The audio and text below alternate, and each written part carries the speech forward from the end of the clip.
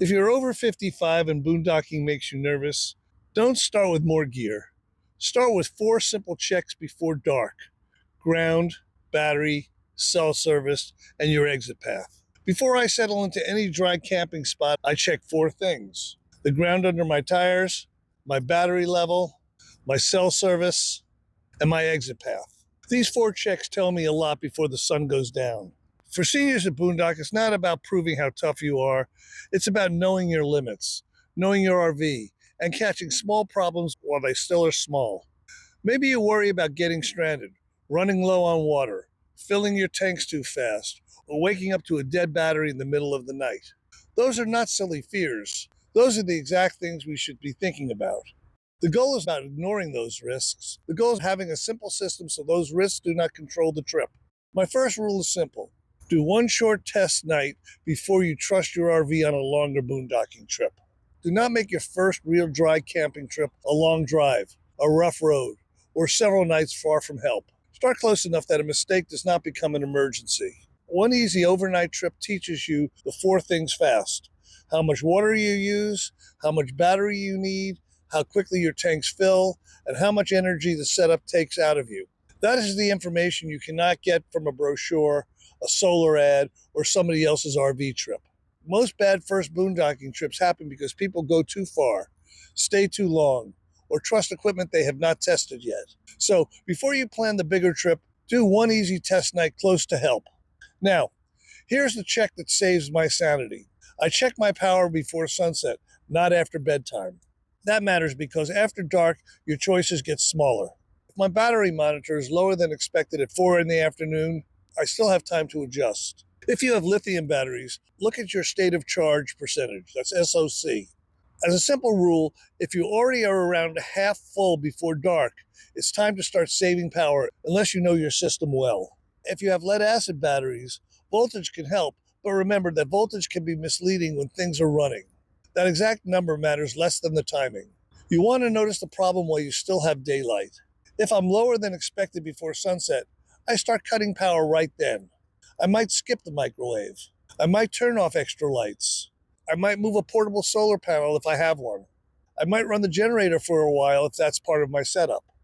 And if I need power overnight for something important like a CPAP machine, heat, a fan, phone charging, or medical equipment, I protect that power first. Because finding out at 10 at night that you don't have enough battery is a completely different problem.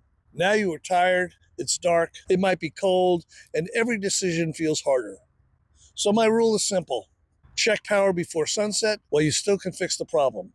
But even if your battery is full, your trip still can end early if your water or tanks get away from you. Do not just hope you have enough water. Know what you started with and pay attention to how fast you're using it. If your fresh water is dropping faster than expected on the first day, change the trip before the tank decides to change you.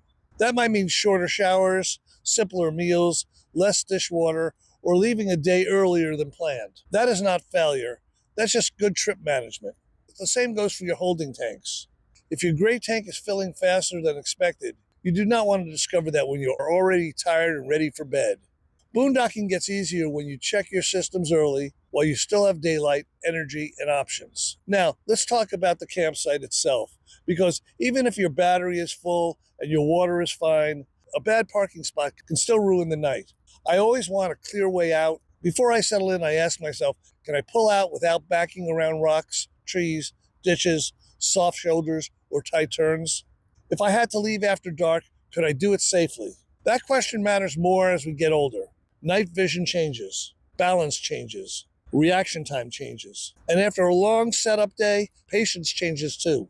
If the ground feels soft under my feet, I do not wait to see if the RV sinks overnight. I move. If the shoulder drops off too sharply, I find a safer spot. If the site requires a difficult turn to leave, I keep looking. And if the area feels wrong or I lose cell service with no other way to contact help, I would rather spend 10 minutes moving than spend the whole night wondering if I should have. That's not being scared. That's using judgment before the situation gets harder. This is also where you have to be honest about your own energy. If leveling the rig wears you out, choose an easier site. If setting up camp leaves you exhausted, shorten the trip. If uneven ground makes walking around the RV feel risky, move to a flatter place. Boondocking has to fit the person you are today, not the person you were 20 years ago. That does not mean you quit. It means you adjust the trip so that you can actually enjoy it.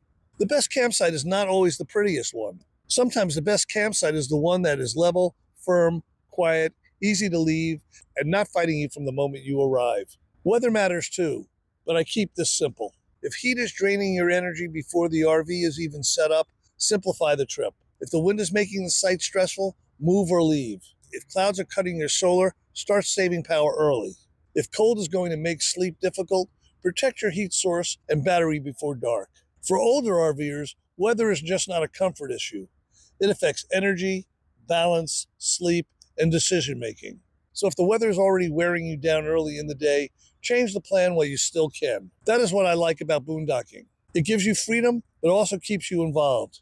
You are just not parking somewhere and hoping everything works. You're watching your power, you're managing your water, you're choosing your campsite carefully, you're deciding when to stay and when to move. And that's the part that builds confidence.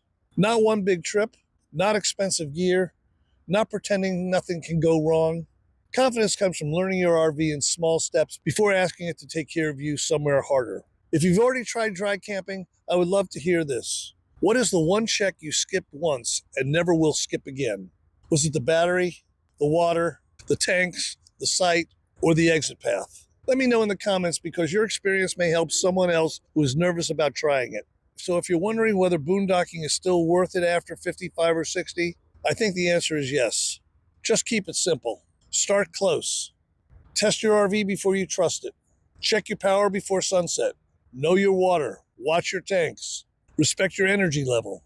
And before you settle in for the night, remember the 4 checks. Check the ground under your tires. Check your battery. Check your cell service. And make sure you have a clear way out. Because the thing that usually makes boondocking stressful is not the campsite itself. It's realizing too late that you've missed something simple. If you want to avoid that, watch this next video over here where I show you more about walking around and how to settle into a campsite. It is the quick check that helps me spot problems before I level the rig, unpack anything, or commit to staying for the night. If this video helps you feel more confident about getting out there, please take a moment to like and subscribe. It really helps me keep sharing these lessons with our community. Anyway, I hope to see you out there. Drive safely and have fun.